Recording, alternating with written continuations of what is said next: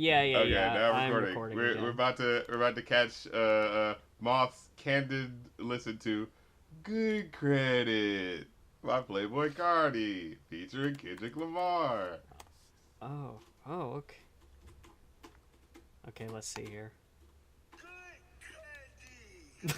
Now I'm about to apply for Home Depot credit. Now I got a $35,000 credit. We got a temporary receipt. All I gotta do is show it to the cashier, and she gonna let it slide through. I think I've seen that video. Show it to the cashier, and she gonna let it slide through. Whoa, okay. That beat fucking goes hard as hell. I Uh-huh. don't want to get us copyrighted, but damn, yeah, okay. That sample does sound It's the vaguely sound of, familiar. like a video of someone like figuring out how to rip off Home Depot's like credit loan system or something like that, and using it specifically for fraudulent. Oh, Like I thought it was sort of like, okay. oh, I'm gonna teach you how to like be able to furnish your house for something really cheap and you can pay it off later. But no, it's like, nah, this is how to rip off this fucking company. I mean, there's plenty of companies that have it coming. Home Depot is definitely one of them. Fuck Home Depot. Most definitely. The labor laws for anyway. Hey everybody, it's going off. What about that? Yeah. I like how we're just Back at fucking it. cold open with this one. Are you still listening? No, I'm done. Oh, you didn't get to get. See, no, okay, here's my thing. I totally get hearing Playboi Carti and being like, yeah, anyway. But Did you want me to hear Kendrick's part? Kendrick's part is worth getting to. It's one of those songs okay. where it's just like, just kind of look at your watch. And it's like, we're waiting through. All right, here's the flavor. Okay, Kendrick, now. I would have said fuck you too, but you knew that the list was for having it my way like Damn. blue diamond, emerald cut for hers and his. That bitch on point like ASAP Rally. I'm talking about the numbers is nothing, the money is nothing. I like how Kendrick is a rapper that will never be afraid to just make a silly noise on a song. Right? He reminds me a lot like David Okay. Byrne from Talking Heads, who'll just be like, ah! In a fucking song randomly. Kendrick is just in the middle of the verse, just going Whoa. like, it's just like, oh, okay. Kendrick. He's having fun. The rap game, David Byrne. Yeah. Take a Radzar test, Kendrick. I'm just curious. Nah, I dig that. I'll probably even add that to my likes, even for Playboy, whatever. I didn't even listen to Like that half part. the song. Again, like I said, it's like you just we're listening to the song and I feel like you're like wading through time of like, yeah, all right, yeah, he's just gonna keep talking. Oh, okay, here we go, Kendrick. I know it's only a matter of time before Spotify makes it so like you can skip like chapters in a song. Just like the AI will recognize the difference in voice Oh shit! and be like, okay, Wait, can I what- just skip to this verse? Okay, I'm good. Thanks. Bye. Give me just the chorus and the breakdown of this song, like. And like, Just repeat that. Just repeat that a couple of times. Whoa. Actually, versus song. That would be awesome. and I've talked about this before. And it's like, Spotify is so shitty that like this is the least of their problems. But like, Right. I wish you could add multiple songs to a playlist, but connected. Like, for example, Green Day's Brain Stew that goes into Jaded. Like, it's a smooth transition. They're like, whenever you listen to them on the radio, they always play the songs together because it's just one big song. But you can't do Right. that if you add a song to a Yeah. playlist on Spotify. It adds them separately. But it's like, what if I did want to listen to these two songs Chain together? link songs. Yeah, yeah. Or like, what if Spotify did it to where like they post the album as is, but then at the end, after all the songs, they have Brain Stew plus Jaded as like a bonus cut, and then you could add that one to your playlists. But then people were like, oh well, that that interferes with the original vision of the album, adding another song at the end. It's like, it could be its own separate thing. It doesn't have to be a part of the track list. It could be uploaded as like a single, You know, see, the problem is the people that are running, Spotify are the same people that are running Hollywood, right? Money bugs. These aren't like actual artists that give a shit about like, oh man, let's do fun stuff with music and how can we make the interaction with music actually fun? It's just like, yo, how can we suck up as much money from these idiots? Oh yeah, mm-hmm. And it's like, yeah, like everyone's talking about like, oh, the integrity of the album or whatever. It's like Spotify, like every other business, does not give a fuck about integrity. Right. Like, no doubt. I know we as listeners would like to pretend, but like, if we can be for real for just a second, if we're really worried about the integrity, we would buy the album full price from the label, and we would listen to the album on a physical medium. We wouldn't be streaming it on Spotify in the first place. But right, this was a compromise. Yeah, like we recognize that this is not ideal. So we might as well make it as ideal for the listeners as we can at this point. Like it should at least be ideal for someone, is what I'm saying. Like fucking musicians should be paid more. Full stop. Absolutely. Yes. I'm not arguing that at all. When I saw Open Mike Eagle say like, yeah, I apparently get like a little over 100,000 streams per month, and that's apparently not enough to be able to afford, rent and shit. Good so Lord. Spotify has decided that those streams is not enough to be able to have a living wage. It's like, wow, god damn it. Man, fuck. Talking about like friends of the show and shit as we're like looking back and getting all nostalgic and everything, because we haven't even talked about it yet, but this is like gonna be the last episode for a while. The last official show. Yeah, I'd kind of thought about the last off we go on. Oh, in the final going off, they go on. Whoa, it's the last thing you'd ever expect. Oh wow. In my daydreams, I kind of figured that, like, whoa, what if we did an episode of Going Off where it was, like, the last episode of Seinfeld, where, like, all the, like, people come back and, like, or just, like a little well-wishing. Like, Yo MTV Ravs. Wait, is that Rav and Kill Bill? Yeah, like, it's like, oh, look at them, they're just stopping by. What are you doing in Springfield? They're like, R.A. the Rugged Man, what are you doing here? Oh shit! It's Mega Ran? Mega Ran can come by. Mega Ran and Samus, like it's a Christmas special. They're like coming on through. It's like, hey, we were just walking through the neighborhood. And we're like, oh shit, check it out. It's fucking it's Arabian Prince. Oh, that's right. In like a special cut segment where they clearly weren't like actually in the studio with everyone else, but they're like they're definitely green screened in. Fucking Ari the Rugged Man's wearing the hat. He's got the big hat. You got fucking Adequate Emily and Fully Involved Mark showing up as little cameos too. It's okay. Right. We're getting everybody involved. It's the fucking Talking Heads tribute. Everyone's getting involved. Yeah. Oh god, now I feel bad excluding anybody. Fucking Sky Blue can show up. Fucking. Oh, that's right. Oh god.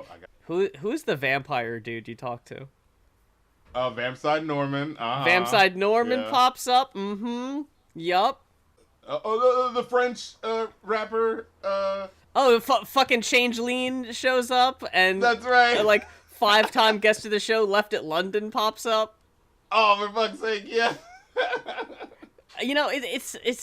It's so hard to like remember because we've done so fucking many of these that you almost done life doing this. Yeah, like it's been 10 fucking years, like the people that gave $10 and we let listen in while we recorded the episode live all show up as a weird group. Okay, real talk. And no offense to anybody that ever sat in on those, but that was the weirdest fucking idea we've ever had. It's so awkward because it's like, why did we do that?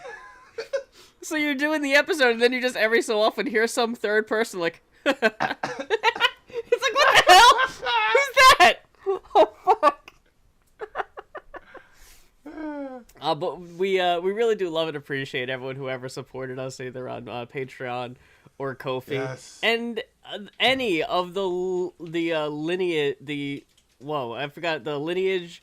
That's not the word I was looking for, but Patronage. I was gonna say the long lineage of guests we've had on the Oh, show. sure. And it's funny. It starts with people who have been on the show a number of times, like the 3 guest club with Open Mike Eagle is how you reminded me in the first part. There was a thread on Twitter that was like, "What's a canceled TV show you still think about?" And Open Mike Eagle is like, I mean, mine. It's like, oh fuck, damn it, that's God right. Damn it. We never fucking got to talk to him about that either. He was talking about like it was gonna debut, and then it was right before. Yeah, and then it was canceled after a season or some shit. Fucking Comedy Central don't know what the hell they've got. And Comedy Central, Adult Swim, fucking clown show over there. Oh, here's this great show. Oh, never mind that. But let's let this nonsense bullshit run for 12 seasons. Even fucking Netflix and the streaming sites don't know how to operate that shit. Oh, don't even get me started on fucking Netflix with it. There's not even a point. That's the thing. Like, Netflix really needs to switch shit up because it's like, I don't look forward to any of their programming because it's like, well, I know it's going to be canceled, so there's no point in getting in any way invested. Like, this is screwing up audience again. This is what I mean by, like, you gotta stop. Look, just for the sake of getting human stories that people will give a shit, companies, you've got to start hiring human beings that actually care about stories and human beings telling stories, okay? It can't just be money bugs moving cash around and just being like, well, this is what we predict will make this much for this market and blah, blah, blah. Like, please actually have people that give a shit about telling stories. Yeah, like, seriously. Because people will eventually go, you know what? Fuck this. I don't need Netflix. I can just hop to whatever. Because, like, I think they think they're just king shit because, hey, Netflix, well, we're the original. That don't mean shit. Blockbuster was the original. That ain't mean shit. That's true. It all goes away. It all goes to the wayside eventually. If you keep fucking around. But we decided to do it a little differently this time because we've got That's right. one final request in the chamber, and we were going to also do one final reviewer's request, or reviewer's choice rather. There it is. That's right. And in typical going off fashion, we really saved the best for last, didn't we? We're going out with a bang. It's Pretty Lights, a color map of the sun, requested by Trickster God. No offense, Trickster God. It's just how it happened. And I'm so sorry.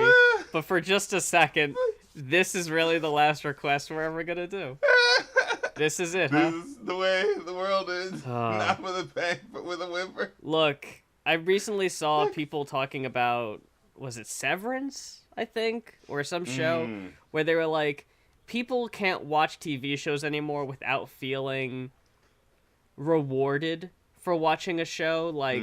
Like, oh, here's a reference you got, or here's a thing you noticed, and that's going to pay off later. Like, everyone needs to feel smart for watching a show. WandaVision shit, yeah. Uh-huh. And everyone expects an amazing the amazing finale.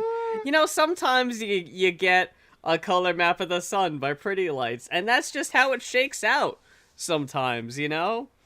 You can't always get what you want, but sometimes you just might find you get a color map of the sun by Pretty Lights. And this is such... interesting is an interesting word to use, because... It's a choice. Like, at certain points, I do kind of get a feeling of like, oh, are they going for like a motif? They're talking about like the color of the sun a lot, you know? And it seems like at different points, it's like, oh, the sun is like a good thing. Sometimes it's a bad thing. Like the sun is too bright or something like that. But then overall, it's like, no, I don't think there's like a cohesive thing. I think this is, again, and I looked at when this came out, apparently this is like 2013 or something like that. And I thought it was like, you know, late 90s, maybe like, oh, this is like acid drum and bass, you know, EDM, late 90s, like, you know what I mean? The building blocks sort of shit that we would go to now. It's like, oh, this is more more recent, but like it has that sort of late '90s trip hop feel to it. Yeah. That sort of using a grainy old singing voice over really like modern drum and bass production. You know what I'm saying? Like that's the trick. That's the you know what I mean? The gimmick of this sort of style. You know, but when it's done well, I think it's done really well. And other times it's just background music and. Yeah, that was my main problem with this. Well, actually, my main problem with it is that the songs are so fucking long. Yes. And Like- I was, every time I was thinking, you know, this is a thing that we bring up, like, oh, the song's too long. But here's the thing. If the song is doing something interesting, or at least, like, morphing in some fun way, you can still enjoy it regardless. Like, You later wouldn't on notice. the next album. Yeah, on the next album, I forgot that we, fucking right about now. Yes. The funk soul brother. Like, and it goes on for 4 minutes, and like the whole time I'm vibing to it, like You're rocking because with it's it. doing fun things all the time. Yeah, might be one of like my favorite beats of all fucking time, just because it's like it's giving, because there's no lyrics, because you know most of the time when a song is like staying in a general place, it's because well we're staying in this little strophic sort of line poem place, you know, because the lyrics are kind of, you're focusing on the lyrics, so that's the variation that you're getting as the music sets in a certain place. But if you're not getting those lyrics, well okay, then the music has to be, you know, busting out in this fun jazz freeform way that's really interesting. And the thing is, it does it sometimes, but other times it's like it forgot that it was doing that, and it was just like, no, dude, we're just gonna stay here for like 6 minutes. Yes, all 6 minutes, and it's like, why do I need a 6 minute? Can't this be like a single version where you do a longer version, and this can be like the shorter version? You know, leave me wanting more, man. Like, get the song, get in and get out. Like the whole time, I'm just like, I don't care that this is going on for this long. This all could have been 1 to 2 minutes shorter. Like what? And it's not even like, oh, you know, because when it hits a good groove, I think it works. There's some tracks later on where it's so nice that it's like, oh, I want to luxuriate in this for as long as possible, right? And I think it's trying to do that with all of these, and with all of these, it is not getting that, you know? I was gonna bring up Yep. Rockefeller Skank on the next album, in the exact same way, because I feel like I've heard that song in full, and I hear the single edit where it's like a minute or two Right. shaved off, and Yeah. I was curious which way it was gonna go, and it ended up being the full one, and I'm glad it was. And yeah, it really doesn't deviate much in the sample, but the music is constantly changing.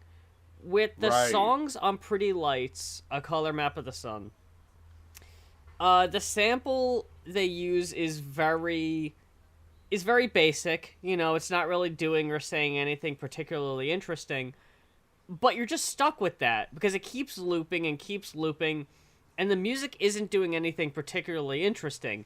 I actually drew comparison. In a summary fucking bottom line review of this album, I would say it sort of reminds me of listening to Moby or Fatboy Slim without the personality. Like, Moby had a way of, if you listen to the album Play, Yep.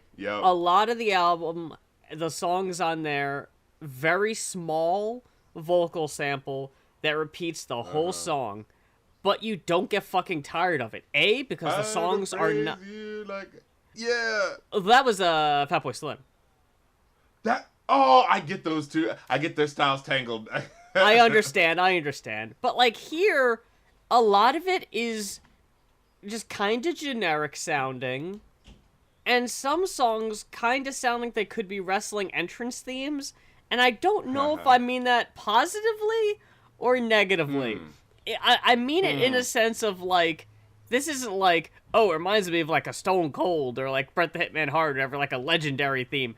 It sounds like a guy in NXT that you would see for a couple weeks, and then he would get repackaged with a new gimmick. Right, this is the stock. Yeah, this is the stock Yeah. music they'd use when they haven't got him down yet. Yeah. It's not supposed to really be memorable, and you're right, this is so background. Like, a lot of, like, I'm dogging him pretty hard, but a song, like, a couple songs on here genuinely made me think of, like, this just sounds like a royalty-free beat. Oh, no. I you know, I want to give a little bit more credit than that. On Because some of the I do songs, like- yes. Yeah, like, cause like every now, like when you get like that's what it is. They're good when you have something that feels like it's leading to something else and then leading to something else. Like, oh yeah, they use like an old crinkly sounding sample, and then after that sample kind of plays for a while, then the drum beat will kick in. It's like, okay, that's cool, and then they'll have like a trumpet sample, like a trumpet solo or something like that at the end. It's like, oh, that's kind of cool. So I kind of feel like we went from one place to another place to another place. Like I think that's what happens in a Color of My Soul, and I think in Press Pause, where it's like, here's an old grainy sample. Doesn't it sound like a flapper from the 20s is singing it or Yeah. something? You know. And then it would be like, oh, but actually though, it's very modern. The digital crunchy drums, you know. Mm-hmm. So both times they were kind of the first two tracks. I had that feeling of like this is basically the same aesthetic, but I remember enjoying Press Pause more because I was like, okay, this is the same aesthetic, but it fits stronger because the sentiment and what's bringing up in the lyrics is more impactful, even though it's still like very simple. Like, you know, the melancholy melody with the everything gets older with time, but the world is spinning slower in my mind. Like, oh, that's something I can grab onto. Like I could be like, I'm like contemplating what that means. Like the problem with the color of my soul, it's not even necessarily the worst thing in the world, but it's like, you know, we know, all right, this isn't gonna be some like, you know, Björk level poetry writing of shit that's going on. It's supposed to be, honestly, we're leaning more towards a goddamn urban dance squad with some of the just like, you know, lull to random words. But you know, with this first track, with the sunlight is fading, changing into gold, shining on me now, the color of my soul.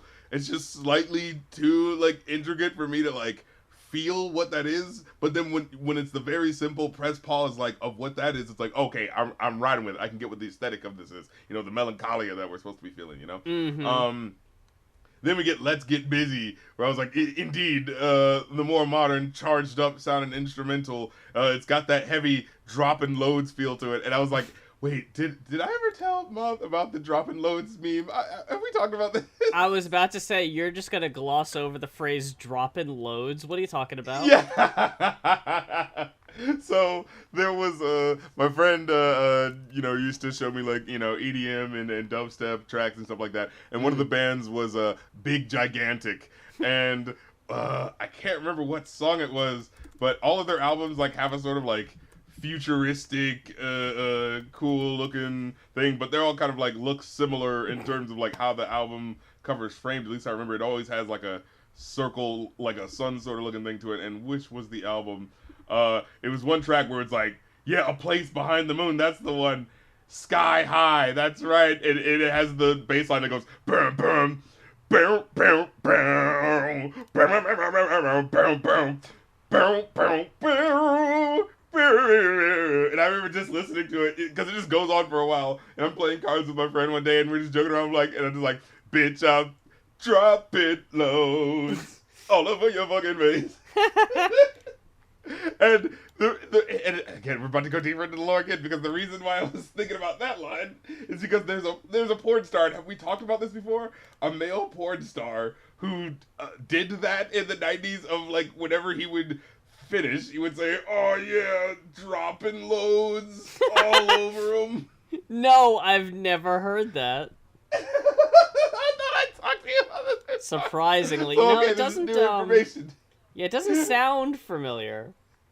Yeah, because I can't remember how it came across, but there was this voice, like people just started noticing it after a while. I'm like, hey, have you guys noticed that this guy does this in every one of his movies? He goes, dropping loads all over him.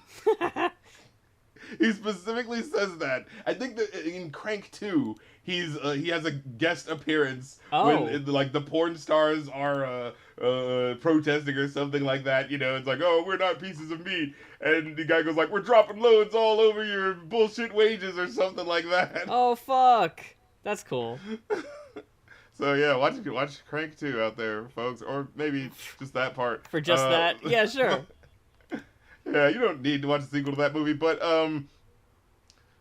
yeah, all that to say, bitch, I'm dropping loads all over your fucking face. Sure. Oh yeah, that's what I was saying about the Let's Get Busy, how it kind of reminded me of like, okay, it's charged up. It gives me that like, honestly, it gives me that sort of like, as I was doing, little bits of like shit work on my computer and shit like that, shit work on my computer to get this file over that and this file over to that. I was like, hearing the digital bloops and bleeps of the music was just like, yeah, I feel like I'm like a fucking tech, fucking superhero moving the files, yeah.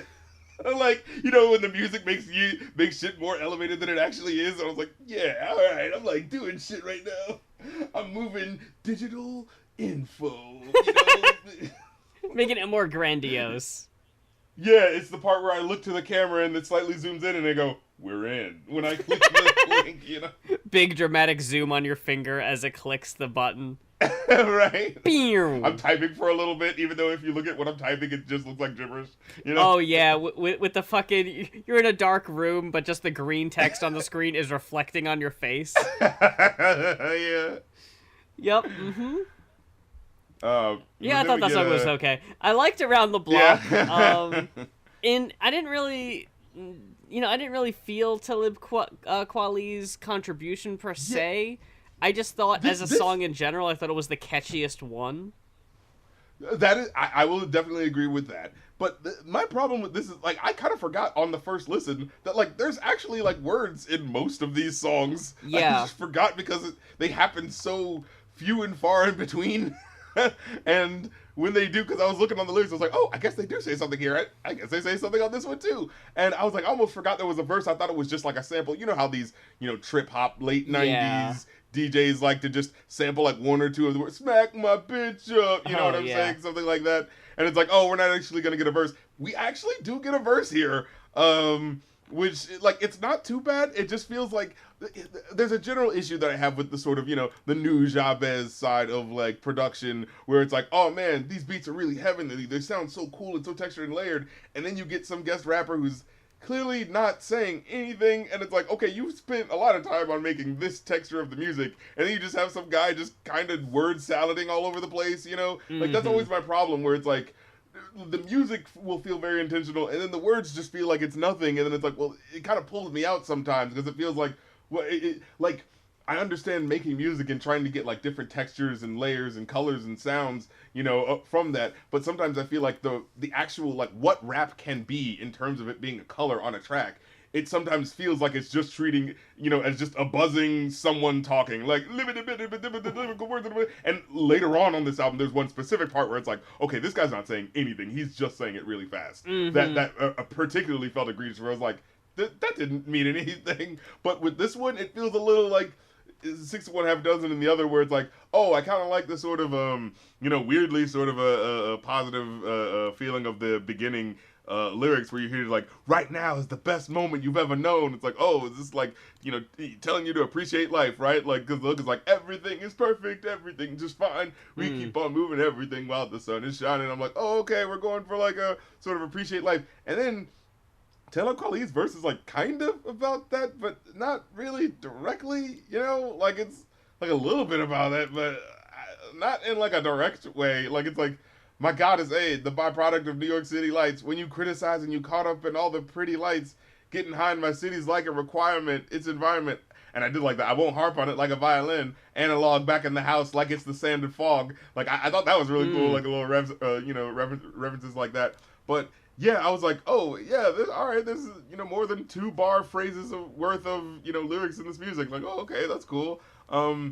And yeah, like I said, I like it when it's actually saying something and not just yammering word salad in the background. But it just feels a little nondescript in terms of, like I said, it feels like the samples are building up to an idea, a mood, an aesthetic, right? Like, oh, everything right here is perfect. But when I hear him saying like, oh, when you criticize and caught up in all the pretty lights, getting high in my city is like a requirement. Like, okay, that doesn't sound like everything is fine and everything is perfect. You know what I mean? Like, yeah, how is that fitting the aesthetic of what the music seems to be hinting at, in the samples as well as the instrumentation, Yeah, totally.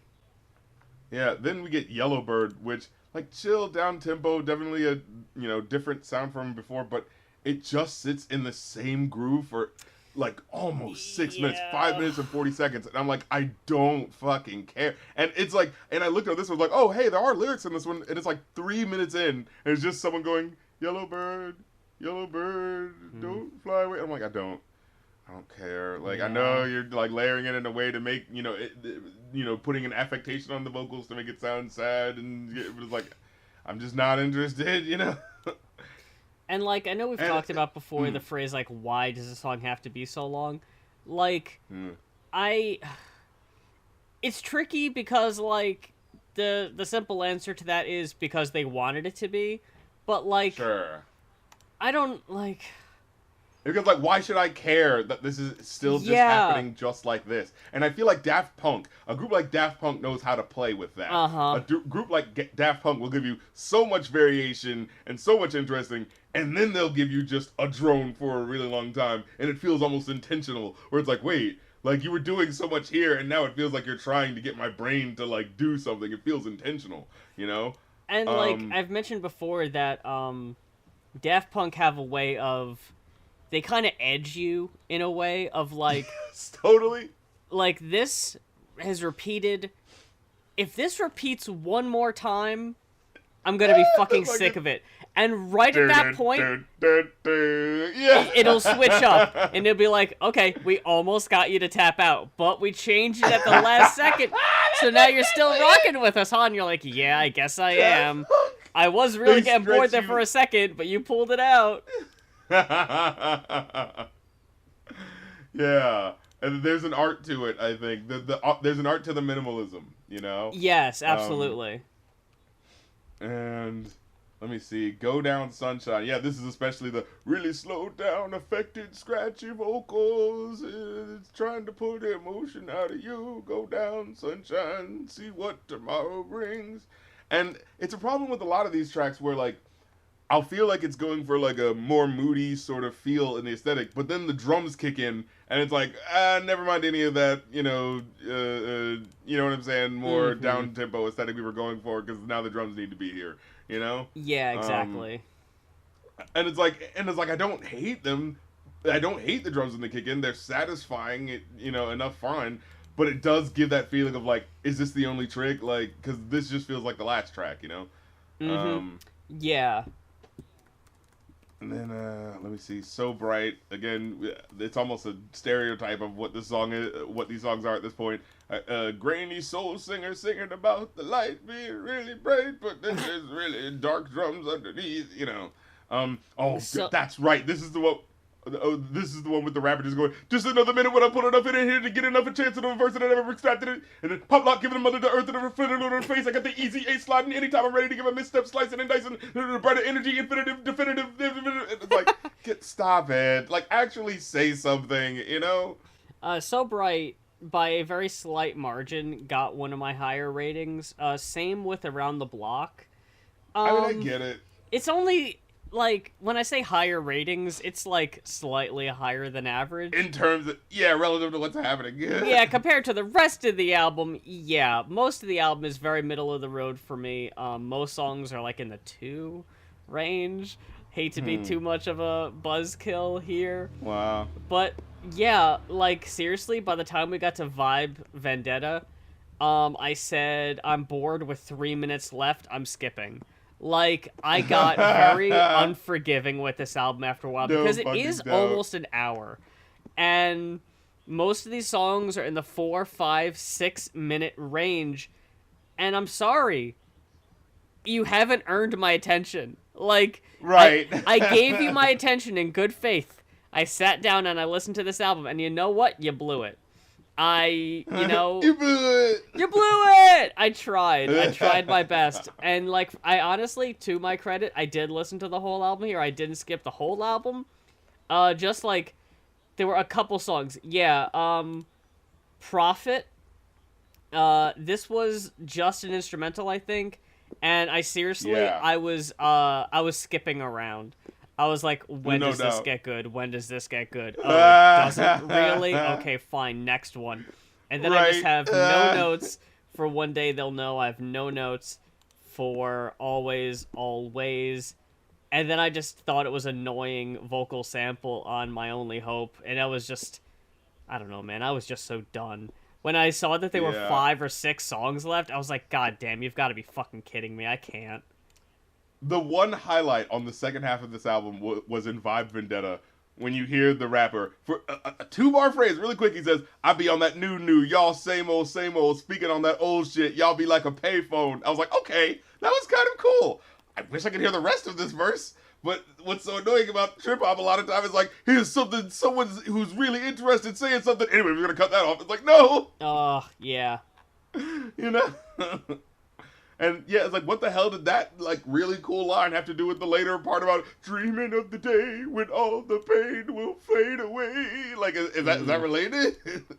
Like, so much of this shit just feels like, you know, different feelings jammed together instead of trying to make it cohesive, you know? And I think that's what really pulls me out of it. It's like, well, is there a human making this that's trying to like communicate a feeling, or is this just experiments and we're seeing what throws up against the wall and what'll stick, you know?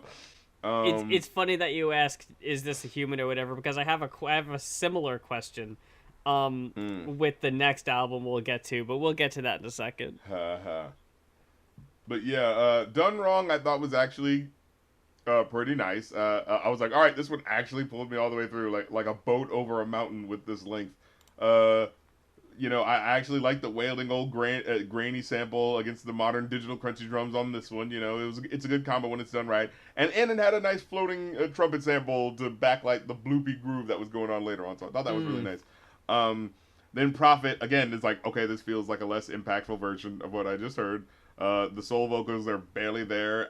And I was writing out, I was like, I think we need that as a contrast, because it kind of strengthens and gives some sort of texture to what in general just sounds like, you know, slop chopped off the EDM content farm, you know. And then one day they'll know. I wrote down, I was like, okay, it kind of sounds like Bjork level vocalist is on this with the one day at a time, you know. And then then I wrote down, I was like, oh yeah, and later on it says, sometimes I'm up, sometimes I'm down. And I was like, hey, there are words in this song. Then I wrote down, like, see, I listened for more than a minute to each track, I swear. Yeah. Always, the chipmunk vocals was kind of nice, I guess. That was a nice switch up, but again, I'm like, this isn't enough to make me care. My only hope, it had the bit of a somber, you know, synth in there, but like, I was like, yeah, like it was another perfect example of that kind of seems like an interesting texture they could build on, and then now we're just gonna throw in the charging drums. It's like, oh, okay, well now it just slowly morphs into just another one of these tracks, you know. So overall, what did you give it? Got a 2.5. Hey, cold-blooded. I can't help it. Because I'm feeling more like a 3.5. Oh, wow. Mainly on the strength of, like, I feel like these beats are competently put together. Oh, you yeah. know, it's not that they're bad. Like, you know, later on in the album, when I was having certain tracks where I was like, okay, I'm kind of just working on something while this is going on in the background. I'm like, you know what? This isn't a bad background thing to have, right? Like, if you're going to have something in the background, might as well not be the worst thing you could be listening to. But that said, like, I do, like, I'm fine with my lo-fi, you know, like, oh, yeah. You know? Yeah. But maybe on a particular night where I want to feel like a techno superhero, I'll throw this on, you know? Yeah, it's always there for you. Hey, Digimon, ultimate friends to the boys and girls. Hey, Digimon, champions of the digital world. Yo! We are back in full effect. Yep, we are back, on the all other right. side of the podcast. Hey, so this is our reviewer's choice. For the last time. No. We, I think you mentioned this half as a joke, half as a serious response, or suggested a few months ago. And I just took it as, yeah, we're going to do Digimon, sure, okay. I can't think of anything else, anything better. So here we are. Talking about the Digimon movie soundtrack. RC, I'm gonna be straight up with you. I never watched a second of Digimon in my entire life. Is that so? No. I barely watched any Pokemon either. Nothing to you? This means absolutely nothing to you? Nope, not at all. In fact, RC, it means so little to me that I'm actually glad, because I had no nostalgia goggles or anything for this. So I heard the Digi-Rap, and I just wrote, wow, this song sucks so fucking much. Look out, Digidudes. Okay, let's fucking pull No. this shit up. I definitely had to get these lyrics down because wow, does this shit blast you in the fucking face? MCP Pod and Paul Gordon. Look, I remember. Okay, so just as my background, I Yes. watched Digimon and Pokemon growing up. You know what I'm saying? Uh-huh. I was as you're saying, you're the opposite. Oh, you weren't into either. I was like, fuck it, I'm into both. Give me both. I don't give a shit. I'll separate the wheat from the chaff myself. And you know what I very quickly figured out as a kid, you know, but a very young quality discernment rap critic Ooh. going on here, is that with Pokemon, the games are where the fuck it's at. With Digimon, the show is where it's at. Because although both of them are corny as hell, Pokemon, well, like, you know, Team Rocket is basically the fun part of it when those guys show up. So, like, maybe half the episode will actually be good, and the other half is just showing you the new Pokemon and whatever. You know what I'm saying? Like, it's just it is the most obvious version of a, you know, like, it's so funny. It's like, as a kid, it's like, I just want to watch my show, well, stop criticizing it, you know, and then you see the South Park episode going like, hey, kids, you know, this is all just a fucking, you know, some shit to sell you toys from Japan, right? And it's just like, yeah, I know, but, like, Yo. I've already mourned my bond and attachment. It's so true, though. You're right. Yeah, I remember reading the Pikachu, you know, Mad magazine of like, oh, how will we kill Pikachu? Are we going to put a dynamite up his butt? And being like, this is the first time you've gone too far, Mad magazine. I draw the line here. But, I mean, and a lot of it was just kind of like, you know, being a little cruel. Like, all right, putting a dynamite up a Pikachu's butt. It's just like, okay, you're just being 90s, you know, edgelord. You know what I mean? No, like, you gave that 2 seconds of thought. Right. But, you know, the social commentary of it clearly being, you know, for the sake of, you know, just trying to sell toys. It's like, oh, it's so obvious in the text of what they're doing. As a matter of fact, you know, by the time we got to Yu-Gi-Oh!, you know, by the time that rolled around, I was like, you know what, Japan? Fool me once, shame on you. Fool me twice, shame on me. You're not getting me a third time, all right? Yeah. I'm not buying a bunch of fucking cards with stuff on it. You just sold me a bunch of fucking cardboard, all right? Like, you're not getting me a third time. Not again. No, exactly. But for what it's worth, like, while I enjoyed Pokemon, like, you know, for being a funny show, the games were definitely where it was fucking at. Pokemon Stadium and all that shit, and you know, the handhelds.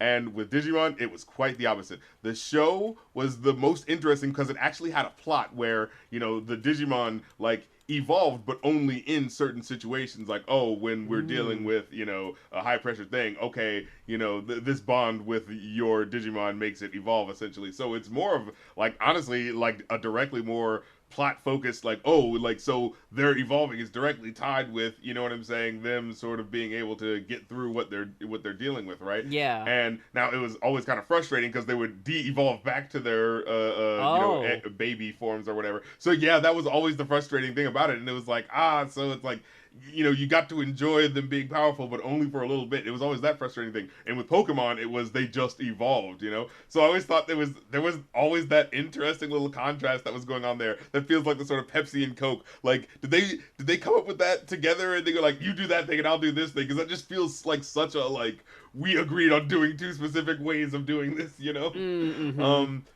But but that said, when it came to the games, Digimon games were dog shit. Like, holy crap. They were fucking dog water. Like, I tried playing one or two of these games. It was a fucking waste of time. So, like I said, it's the absolute inverse. I'll still go back to the Digimon show, and even though they've got all these corny jokes, I'll still be like, oh, but I remember how I felt when, you know, like, the 8th Digidestined Child was found, and all these cool Digimon, and the place where they were in the digital world always looked really cool, you know, with where it was. It was like this sort of, like, civilization where, you know, it's digital, sort of, but it seems like they're just in a forest, but there's, like, random things from, you know, what looks like a previous civilization, you know, that was humanity there. You know, you have like a train car or things like that there. So it has this weird sort of aesthetic to it, you know, this sort of, you know, boxcar children, you know, kids going through the woods trying to get through it, but oh, now there's digital, monsters and creatures and shit. So, that's why I fucked with Digimon back in the day. It was like for the aesthetic, you know what I'm saying, as a kid, for how cool it looked, especially compared to Pokemon, where it was just, we're walking through a general forest and we're gonna meet the creature of the week. With them, it was about the pressure of the moment in that episode. How are they gonna get through this one? Oh, we gotta evolve it this time, da-da-da, and they're gonna be able to do it, but the point is, it's like, the adventure of that moment, whereas with Pokemon, it was way more obvious what was just, supposed to be happening, Like, oh yeah, Team Rocket's always gonna come and try to foil them, With Digimon, it was like, they're actually going on an adventure somewhere. They're not safe. They need to get out, With Pokemon, they're just kind of going through a forest because, yeah, that's what you do, Yeah. Well, on the way to get to the gym leader, but it's way lower stakes, the world isn't at stake, with Pokemon's, at least not before the movies anyway. Right. But now with the movie, with the soundtrack, what's so interesting about it is that, like, a lot of these songs are from the TV show. A lot of the rock songs, actually, not just the digi-rap, like, and shit like that. No, actually, I think the digi-rap was specifically for the movie, and I'm glad we got that. Yeah, exactly. And some of the ska stuff was from the TV show. I remember, like, hearing those songs, so being like, oh, it's so cool that I now got this in one place. So that was, like, my fandom, as a kid, being able to have both of these albums. I had the Pokemon, the movie album, and the Digimon, the movie album. So that I was fucking, you know what I'm saying? I was bumping both coasts of the digital, of the TV scene, on music, So yeah, like the pop stuff was on the Pokemon album, and the more punk rocky sort of stuff was on this album. Yeah, I'm looking at it now. I was dipping in both worlds because I was very unfamiliar with both, so I'm just looking at the soundtrack to the other one. Wow, this is so drastically different. Wow. Right, Britney Spears, what was the name of that group? Bewitched, or what was it? Yeah, you got Bewitched. A favorite of mine growing up, honestly. I really liked a song of theirs. You got Baby Spice with a solo cut. That's interesting. You also got Vitamin C. You got Billie Piper, of course. Famous from Doctor Who and all that. Also her singing career, but not really over here. So it's kind of like, folks, should we taunt you with the possible Pokemon review in the future? I mean, should you? We got a Blessed Union of Souls track on here. I don't know. Look, how are we going to ignore that? If you haven't, dear viewers, this is like the end of the Sesame Street record. Don't let it in. Throw in $200 or something like that and start it over again. Flip that shit back over. No, but this one kind of slaps when it wants to. It's very of its time. It's very yes, a very reflection of Good the Lord, is it of its time? Fucking he's on his X Games shit. Like very extreme sports kind of soundtrack. We got the skate punk, we got ska punk in no here. No fucking doubt. And you know me. Oh yeah. And this is why it wasn't a hard sell for me, because you had kind of mentioned it throughout the series. It had come up every so often. So when you said let's do the Digimon soundtrack, it's been a lingering thing. It was like, oh shit, okay, sure, why not? Because I'd never listened to it. So naturally, the songs that were not recorded for the movie, but the already existing singles, I'm familiar with all of those, but absolutely, I never heard bangers. Well, actually, one of them I'll get to in a second. One of them I was not familiar with, but we'll talk about that when we get to it. The other ones by like the studio musicians and stuff like that, those are completely new to me, and yeah, those are a trip. But before we gotta talk about anything, we gotta talk about the Digidudes and the Digis. Digidudes will Digirule with Digibility and Digitude. Come on, man. Oh my god! I remember this probably motivated me to like want to make rap theme songs, because this was so fucking shitty that I was just like, no, we can do better than this. This is the corniest shit. Wow.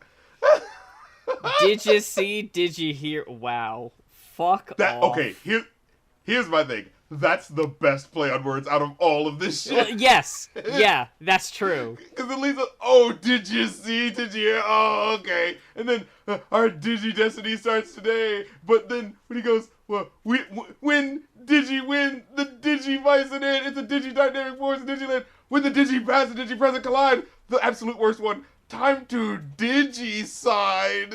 Digimon, like, whoa, what? Time to commit homicide on digital creatures? Is that what that's saying? And I'm sitting here like, is this lingo from the show? Like, let's digicize. No. Like, no, that can't be. I remember listening to this and being like, they don't say that. Why would they say that? Like, it's so look, we got a bunch of studio musicians. You guys probably haven't even watched the show. Maybe we showed you like a snippet of an episode or something like that. Right about the show called Digimon Digital Monsters. Okay, well the digital monsters. Maybe there's a computer involved. Like and this motherfucker wrote like 2-bar verses every eight couple of measures because it gets cut up with the Digimon digital monster. Oh god, I hated that so fucking much. So much it repeats. Bad. Fuck off. Here's the thing. When it comes down to theme songs, now we gotta hand it to Pokemon for the absolute, gilded, the crown jewel of all 90s kids TV show themes, okay? And Digimon is right there on that low end. Yeah. Right there, hanging on a thread, but just for the fact of like maybe if you have the nostalgia of the crunchy Digimon, digital monsters, Digimons are the jump, like just that dumb meme of it. But then when it does that stupid epic operatic breakdown, change into digital champions to say the and then the reedy digital voice guy going world, like what is that? What is that? That is on the level of fucking, big bad Beetleborgs. One day there were Beetleborgs that went into a building and they came out and they were Beetleborgs. Beetleborgs, big bad. We just had to explain the plot. Like, Jesus Christ. It reminds me of, have we talked about it on here? The, ate a piece of gum gum. What? The, was it the One Piece song? What?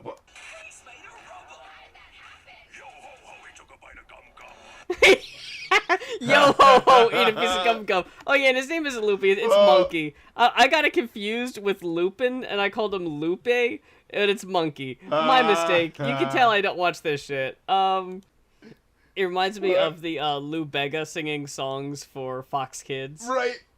Like, you can so tell they just saw the clips of what they saw as, like, that they're showing you right now from the theme song. Like, he's good at doctoring. Sure. Yeah, that they actually got that right. But back to the fucking Digi rap. The Digivolution is up and just, and then later on, like, the Digi dudes will Digi rule with Digi nobility and Digi dude. They do not say it this way. It's a corny ass show, and they say a lot of shit that's really like silly and wacky. But I do not remember them saying "Digi" this much. Save the world from the Digi disaster. The threat from the net meets the digital masters. I thought for the first like couple times I heard this that it was like Sir Mix-a-Lot that they had gotten or something like that. Oh, you know that reminds me. I had texted you about this a while ago, but we never talked about it on the show. There was a song of Sir Mix-a-Lot's that kind of went semi-viral for a little bit on TikTok called Lockjaw, and it's a pretty banging song, honestly. I'll fully admit to that. Check it out. Okay. He's like, I give these MCs lockjaw. Like, he's so fucking dope that all the other rappers like can't rap anymore because he's so fucking good. But the chorus samples that Prince part where he goes, "Shut up!" Where he goes, "Shut up already, damn," or whatever. I forget what song that was from. Yeah. But yeah, it just has the Fun House or something like that. Fun House, yeah. It just has him going, "Shut up, shut up," and I was thinking about like Arrested Development had to pay how much for the Tennessee? Meanwhile, this song goes completely under the radar because, like, Baby Got Back was the big single, but nobody fucking remembers Lockjaw until 2024 when it became a meme on TikTok. It's all about timing, you know, as I can attest to with my own That's meme, true. apparently. But what's funny is that, like, I was gonna say, oh, it's not the big single, it didn't get the people's attention. Neither was the Biz Markie song. Like, Biz Markie got hit. Crazy, right? For, like, Yeah, it wasn't like, for Just a Friend, it was another song. It was for the Alone Again, naturally. Yeah. Well, I guess that was too much of a sample. Yeah. Too blatant. But damn, I remember people talking about that. Yeah, that was like a landmark court case. It's like, well, you know, he's using this amount, and I think the issue would be that they would be like, oh, 100% of the proceedings should go to them. When at most it should be like, oh, maybe like a 50%. Like, okay, they used it without permission, but you know, you didn't get the choice in it, but they did put a new creative spin over the thing. They're not just replaying the same song. Yeah. Know? So it's like, yeah.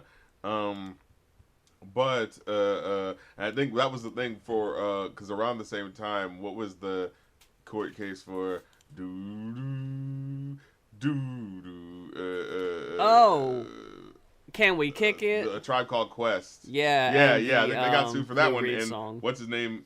Yeah, he got 100% of the. Holy rights shit! for it. What? Yeah. Wow, I didn't know that. So they don't make money on that song. Yeah. That's fucking crazy. I did not know that. Wow. Yeah. Incidentally, it was the one song I didn't play on my live stream for the best of Tribe Called Quest because I don't think that song is. And that's the thing, like, the thing about a Tribe Called Quest is it really is those beats, man. Like, because it really did feel like, oh yeah, that beat is great. And then when they start rapping, it's like, what are they talking about? Before us, did you really know what live was? Check your pants, check your hair. I'm a studio conveyor. Like, it's like, well, what's happening? And you know what's funny? Just like a side thing, that song I didn't realize until very recently. Take a Walk on the Wild Side. Like, every girl mentioned in the song is like a famous trans sex worker in the New York scene. Whoa. That, like, Lou Reed knew personally. Whoa. Wow. So, That's incredible. That's so specific. I always knew because there's one part where it goes, so and so, then he was a she, says, hey, babe. But, like, I didn't realize every person in the song talked about was, like, a famous, like, either drag performer or sex worker. Yeah, like, in the New York scene. Like, Lou was, like, all about that fucking scene, so he knew a lot of the people. So, yeah, like, a lot of people talked about in the song were real people, yeah. Who the fuck was I talking to recently? Was it... Oh! I don't mean this to be a side plug. But we were go ahead. on She They Just Like Me For Real. We were recently interviewing members of the band Gawk for our... they did an album that we talked about recently. And they were talking about how when Take a Walk on the Wild Side came out, there's a line in the song that's like, not even when she was given head. But they let it on the radio because head wasn't a commonly used, like, term over here. So nobody knew what it meant. So That's awesome. Yeah, flew under the radar until people realized what it was. And it was like, oh well. Guess it's too late. That's incredible. What was this, the late 60s or 70s? Yeah, I think Take a Walk on the Wild Side was 70s. Maybe late 70s even. Yeah. Okay. All right, okay. But what was I saying in relation? 72, never mind. The thing. Okay, all right. But that's what it's like. Yeah, like, you know, they're right in that mid place there. But like, it's just so fascinating how it's like, oh man, let Republicans tell it. You think trans people just started existing, and it's like it's in art everywhere. People talking about trans people. Yeah, it's like, here you go. Yeah. Just like a big part of the community. And it's like, I can't imagine how that must have been like when the song came out. That it's like, hey, here's all these people that are like big in town. But like, if you're not from the New York art scene, like, these names don't mean anything to you, you know? Fucking New Yorkers, man. But now it's like a time capsule, so it's wild. Yeah, that's so cool. But wow, we're still in the Digirap, a time capsule. Yeah. God fucking damn it, we gotta move on to All Star. Yeah, get the fuck out of here, because All Star, good lord, this song, I love it. I had taken a minute to notice, like, wow, this was on the Digimon soundtrack, the Shrek soundtrack, and the Mystery Men soundtrack. Like, this, as far as I remember, that's just the ones I remember at the time. What's another one? It's a year or so later, but Rat Race. I think it was on that one as well. Yeah. Oh my god! Wow. There's a few songs. Got the fuck around. There's a few songs like that, because, like, I'm pretty sure the Mighty Mighty Boss Tones song also got some mileage. Absolutely. And absolutely. I feel like it's right when, like... It was right when, like, the third wave ska really took off in the mainstream. But, like, bands like Real Big Fish were maybe a little too edgy or a little too, like, we didn't really know what to do with them. But Mighty Mighty Boss Tones, especially with the impression that I get, is so non-threatening that, like... Yeah, it's honestly kind of, like, sweet in a 90s way. Like, some of the lyrics at a certain point, like, I'm not gonna lie to you, I kind of teared up a little bit. Really? Thinking back on, like, the emotions of how I felt at that time of, like, when you're a kid and, like, is that the one where I never had to knock on wood? Yeah. Yeah, where it's like, I remember being like, oh, you hear about people going through tragedies, and you're a kid, and like, well, no member of my family has died yet, and I don't know what that's gonna be like. Oh man, like, eventually it's gonna happen. But yeah, like, this song, I remember encapsulating that feeling of, like, well, I want to be there for people, but I don't know what the fuck that's going to be like when I have to deal with any of these tragedies that they're having to deal with, The sort of trepidatious feeling as a kid, I remember, I know we just skipped, like, 4 songs to get to it. Oh, right. But I did just want to say, when we went to see Jeff Rosenstock live a few years ago, he was just like, I forget what he even said, but it was like, hey, y'all fuck with this? Ba-da-na-ba-da-na-ba-ba-ba. And I was like, oh fuck, let's go. When they fucking broke out goddamn Impression That I Get cover, it was like, oh shit, let's go. That's an absolute classic. And look, fucking unmitigated hood classic right there.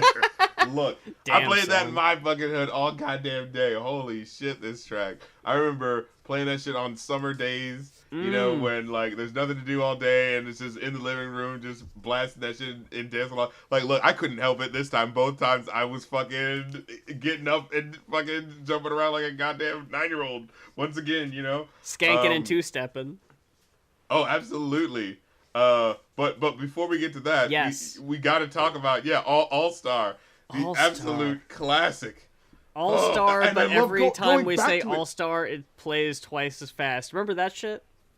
Yeah, all that phenomenal. I remember that happening where it was just like, are we doing this right now? Are we giving a second life to All Star? It's like, look, I'm not against it. Like, you're not never gonna give you up this song to me, because I fucking love this song. It's absolutely goddamn golden. All Star it's not Smash Mouth's best song, but it's easily their most recognizable because it's been around so fucking much. And look, don't make me make a best of list, because I'm gonna hit you with the holiday. I got a holiday. I got a holiday in my head. What you know about that one? From the fucking Clock Stopper soundtrack. Oh wow! Holy shit! No, we're taking you back. I do not remember that one. I didn't fuck with the. I got a job, but I got a bro. Whoa! How about their song? What? Oh fuck! What's the name of that song? Might as well be walking on the sun. No, not even that one. I love that one. That one's good. Man, don't fucking make me come out here and talk about how much I like Smash Mouth, because I'm never gonna be cool again after that. I fucking had the self-titled Fushio Mang and Astro Lounge on CD back in the day. That's right. I remember Smash Mouth's cover of "Why Can't We Be Friends" was on the Basketball Yes. soundtrack. I was just about to say. But Yeah. yeah, and it's weird because like you watch the All-Star video and it's all Mystery Men shit. Mystery Man, and it's so funny because like I was there at the time, so as this shit was happening, so I'm just like, oh, okay, here's the song again, awesome, I can hear it again on this, over here. And that's a movie that like nobody fucking remembers. Like that has No, but it's the one that like has the least amount of love. And what's so funny is that like that's another one of those movies I remember watching because this was around the time where my mom worked at the movie theater, so I could like just watch any movie. And you bet your fucking sweet fucking goddamn Bibby. I was watching fucking Mystery Men every goddamn Kel Mitchell in that shit. Are you crazy? Fucking comic book adjacent sort of shit where it's about these like fourth wall breaking superheroes that are so in on how ridiculous it is to be a superhero. And fucking Ben Stiller for some reason that was going. Look, I don't know what it is about Ben Stiller. I feel like he was a thing that like I remember liking when he was there, but then when he wasn't there, being like, am I missing anything? It's like there's like the Jim Carrey funny man comedy. There's the Adam Sandler funny man comedy. Ben Stiller's kind of in that in there too, right? He's the funny man, Oh, yeah. comedy. But he never feels like he throws himself 100% into being the wacky funny, and there always feels like there needs to be a level of, but I'm still kind of cool, like Zoolander. Isn't it about a stupid, male model, but it's still about me being a handsome male model, though. You know what I mean? Like it always feels like he could never 100% be uncool. He's always still got to be a little, like it's a heavyweights, like one of my favorite roles that he was in, and that he basically reprises in Dodgeball. It's like it's about this over the top, what do you call it, like workout coach, but it's still about, a really ripped workout coach, though. He's still like really, you know what I'm saying, really, really well put together. It always felt like there was that sort of like cool on Ben Stiller that he never really wanted to commit to the bit. And it's like, I know you're fucking Jerry Stiller's boy. You need to fucking lead it to the comedy. You're just trying to be cool. Be better than fucking what's his name, Mitzi, Mitzi Shore's kid, Pauly Shore. Be better than him. Actually commit to the bit. Don't be this fucking. Ben Stiller's definitely definitively better than a goddamn Pauly Shore, but at the same time, didn't it always feel like it's not. He doesn't exactly end up being your favorite man at the end of the day, and in a year of comedy, Mm-hmm. He had the Ben Stiller show. Like, what the fuck was the Ben Stiller show was about? I can guess what the Chris Rock show was about. What was the Ben Stiller show about? I think that was a sketch comedy show. Yeah. Because I think that was the show Jon Stewart got a start on. I think Janine Garofalo was on there. A lot of big names around the time he was popping off with. I think that's what it really was. It was like early 90s before those names really got big. Yeah. Right. So it's like a legacy. Oh, that's where they came from, sort of deal. That's what I really think it was. Because, like, Ben Stiller as a phenomenon always felt like wait, what did I feel like I liked him in one or two things, but what was the main star vehicle he was in? Other than Zoolander? What was it? What, Duplex? Was it Meet the Parents? Meet the Parents. Yeah, that's his big starring role for sure. Yeah. Again, he's playing, I'm just a totally normal guy, but my name is Gaylord, and I'm a nurse. Yeah. What? Isn't that weird? I pulled up the Wikipedia article for Astro Lounge because... Oh, that's right. I was very curious, and there's a whole section of things that the songs were used in. Guys, we're trapped in a 90s sinkhole. Because after All-Star was in Mystery Man and Shrek and all that, there's also Then the Morning Comes, which is a big single. That was featured in a Nissan commercial. I don't remember that. I just remember the song itself. There was the other song, Can't Get Enough of You, Baby. That was in Can't Hardly Wait. Wow, they was everywhere. Then And it was no big deal. Like, they were just rock and doing their own. Like, it was like this cool 50s retro bowling shirt wearing guys sort of Yeah. rock. Like, it felt like, you know, it was just in the pocket, right? Because there was all these revivals of, like, swing and all this sort of stuff happening around that time, right? And they felt like the perfect fusion of, like, okay, we recognize that the old school is kind of getting, you know, recognized, but we still want to do our, you know, fun rock on top of it. And it felt like just the right sort of like, oh yeah, we remember, you know, the fun, like, I mean, I guess the new 90s version of this is guys with the spiked up hair, but the, you know, the guys with the gelled back hair, right? And, you know, like, I love how they would kind of go for that sort of, like, I don't know how to call it, like, maybe post-retro, you know, with the sort of Doors synth organ kicking around there. Yeah, that's true. You know, that was the big thing.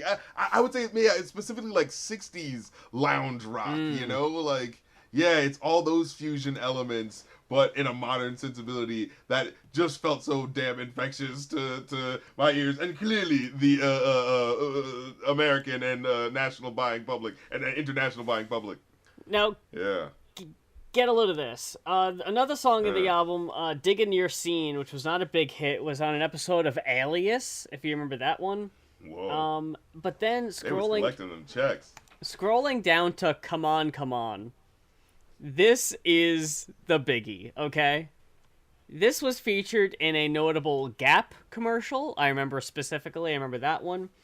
But it was also in the films Big Fat Liar, Oh. Dude, Where's My Car, Wow. Snow Day, another fucking wow. Nickelodeon film that they got a goddamn song Absolutely. in, Deuce Bigelow Male Gigolo, Good Lord, because of course. and an episode of Kim Possible. This song was fucking everywhere. Incredible.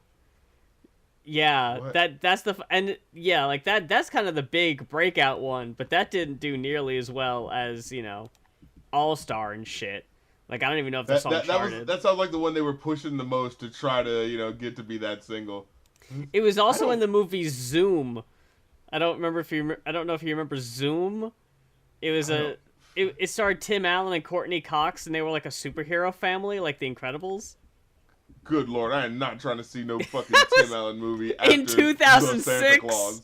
Good Lord, good Lord. fuck off. Keep all that Death of Christmas of the Cranks or whatever the hell. Yeah.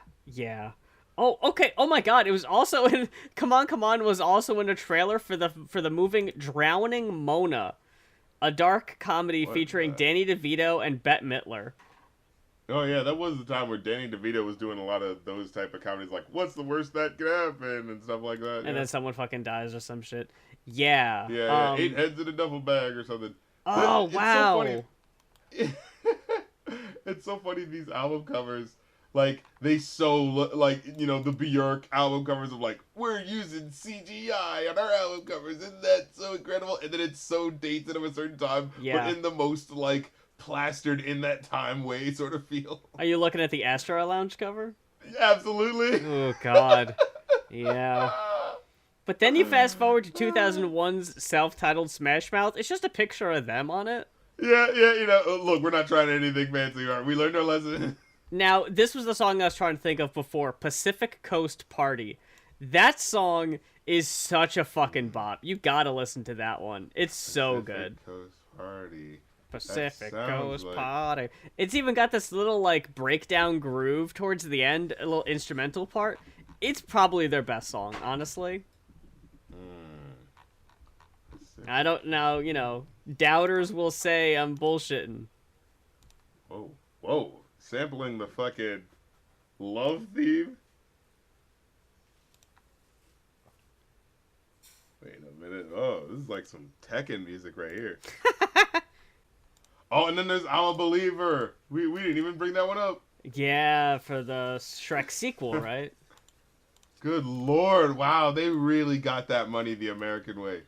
Now YouTube is reminding me of When It's Over by Sugar Ray. Okay, we can't get stuck. Wait, we gotta stop. We gotta get back to the fucking... Our feet are stuck in this goddamn sinkhole, and we're only on the second track of this goddamn album. There's 17 songs, RC. We gotta move. We got Rockefeller's... The Rockefeller's cake. Look. Check it out now, the Funk Soul Brother. Check it out now, Funk Soul Brother. Check it out stop now. moving. anytime this song plays. No. I remember this song was on a Now compilation or a Totally Hits compilation. I forget what. And I was so fucking happy to have it. I played the fuck out of the song. I loved this one. Yeah. Look, the way it's pulling you this way and that, the way it, like, you know, like I said, makes up for the lack of the lyrics with just the driving groove that moves all around, slows all the way down. Yeah, and then speeds all the way fucking up, like it's so fucking nuts. I love the where it, like, it slows all the way down and the song just like slows to a crawl, and then it just comes back in the like right about, and it's like with the drums, those dusty drums, yeah. But then it fucking speeds up to the right about now, right about now. Oh shit! Let's go! That song gets me so fucking hype. I love that one. Yes. Oh my goodness. Here's what I wanted to talk about. Kids in America by Len. Now fucking now listen here. Now look here. I as a youngin' and even as a now in whatever, I really fuck with the song Steal Your was it Steal My Sunshine? That song is so fucking good. The brother sister duo of Lynn. And I love, well, I don't love that they just never had another hit, but like that was it. Like they had the one album, this was the big hit. I think they had another song that they tried to make a thing and it just didn't work out. And I did not know they did a cover of Kids in America. Yes. I'm with it, except for when the dude starts kind of chiming in, and I'm like, you don't have to. You can shut the fuck up. Oh no. I love it all. Confound it all. I love it though. Like, look, let me tell you something.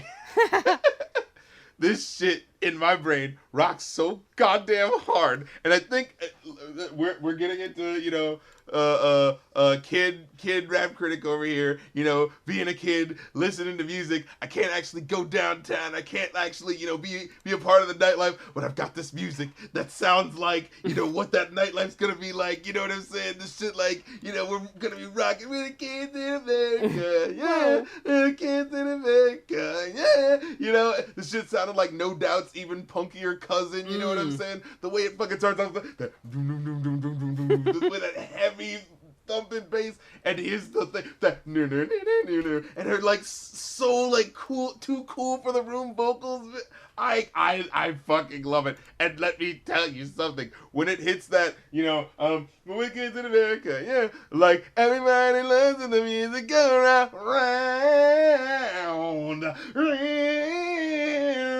I remember, like, that's such the fucking pop off for me. And then I remember I heard the original synthy version from the 80s, and I remember it starting off like kind of having that feeling of like, well, it doesn't sound like what I'm used to, so it doesn't work. And then I just remember hearing the way that melody curls, that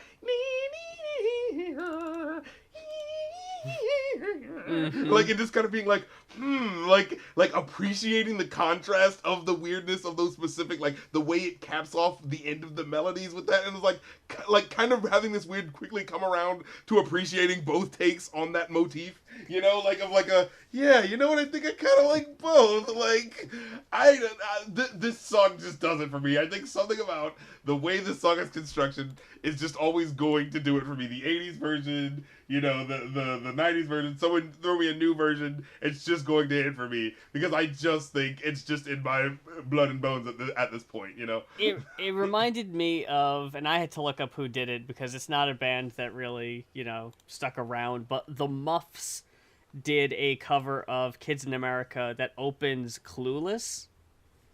Oh wow. And that was the version that I kind of had in my head, the like punky in your face version of the song. Coincidentally enough, Mighty Mighty Boss Tones also have a song on the Clueless soundtrack. Oh shit! Okay. Those are the only similarities, though. Beastie Boys actually had a song, Mullet Head from Ill Communication is on the Clueless soundtrack. Wow, alright. Yeah. Fucking Clueless soundtrack, trying to have a little bit of both, trying to get the Pokemon and Digimon, you know, quadrants of also the pop side and the punk side.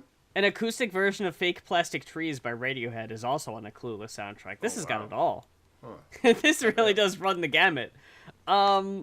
But back to your boys, That's right. Digimon, because right in time for Hey Digimon. Why do we have to kill the vibe? Why There is we a were lot doing more white guy rapping on this album than I remember. God, we were doing so good. We had 3 in a row. We were rocking really hard. They do win us back. They do win us back here in a minute.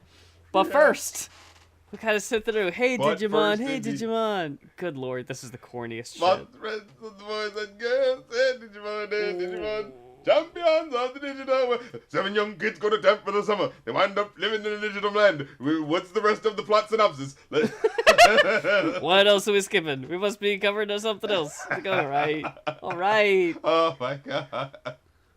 Yeah, this one sucks. I hate this That's one. so bad. This was always the worst one on the, like, this is the one they played the most, so it's the, on the TV show, so it's like, it's the one that you're like, oh, of course they threw this one in. And of course, the later the album goes on, the more those are the songs that are actually the cool ones that you wish they played more that they didn't. You know how that goes? Mm-hmm.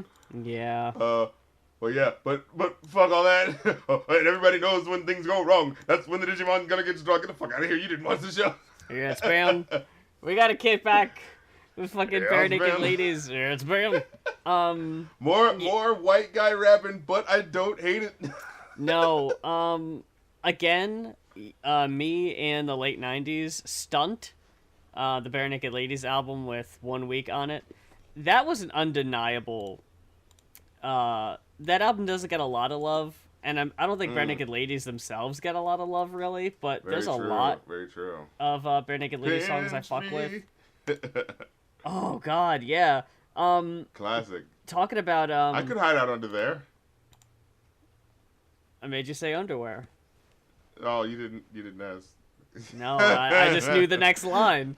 Just made you say underwear. Oh, no, the audience, that was the audience participation moment. That was the, wait, what did he say? Underwear? What? We got you. The going off crew, do it again. Yeah, you've You got, fell for it? 1 week into, It's All Been Done, which is another great one, Call and Answer. There's a song called Alcohol, that's cool, Who Needs Sleep. I remember a lot of these songs, even like the deeper cuts, that rocked pretty hard. But do you remember the song Get In Line that had a music video for King of the Hill? Oh, no. I remember the music video for Get In Line is specifically animated as a short King of the Hill episode almost. And the song is catchy as hell. It's, again, one of their best ones. And it's like a bonus cut on special edition versions of the album. Because of course. The 20th anniversary edition of the album, you gotta wait 20 fucking years, losers, before you get in line. But yeah, I remember they aired that at the end of an episode one time. Well, because it's actually Dale talking. Yeah, like it's really good. Like it's talking about being paranoid and government conspiracies. It is Dale's character. This is pretty much. Wow. Incredible. Let's see. That's awesome. God, I haven't seen that video in forever. I'm pulling that up. I watched it now. It's fun. Oh, fucking yeah, there's Impression That I Get. We kind of talked about that one already. But I love the choruses are just very very chill, very calm for the most part. But that fucking I yell into the choruses is always so fucking oh fuck, like it gets your attention every time. But I just like how it's just well, yeah, it's been. No, we're on to the next one. We're on to Impression. We're on to the Mighty Mighty Bosstones. Oh, my bad, because I wanted to actually bring up a theory that I had about 1 week real quick. Oh, go ahead. Yeah, because my theory about the song is that, well, I mean, at least whenever I first heard of it, maybe it's been confirmed since then, but that, okay, it's clearly about, a breakup that's happening, but, all the things that he's bringing up feel lulled to random, feels like it's just why is it all this nonsense? But it's oh, this is all the shit he's occupying himself with in that intervening week while he's waiting for her. Yeah. That makes sense. That's what I had always thought. Right, right. But I always thought they were the flyest white boy rhymes of the '90s of the time. Because he was getting a little busy on it, like Harrison Ford getting brand dick, like stick up Dan Drake, like stick is guaranteed to satisfy, like Harrison I make bad films, Carol don't make films, but if I did that ever so right, like okay, He's fucking spitting. Yeah, look at him go. yeah. He's doing pretty good for himself. And then, but then that funny little part, like, gonna get a better set of clothes, gonna find them with the tiny nubs of my hands are always flying on the backswing, gonna get into it to the moon, cause that cartoon has got the boom anime face, used to make me think the wrong thing. The way it's so like, oh god, 90s weeb, you know? Oh, it's so 90s, you guys. It'd always be the little things you pick up on, you know, like as a kid, like the few lines you'd recognize.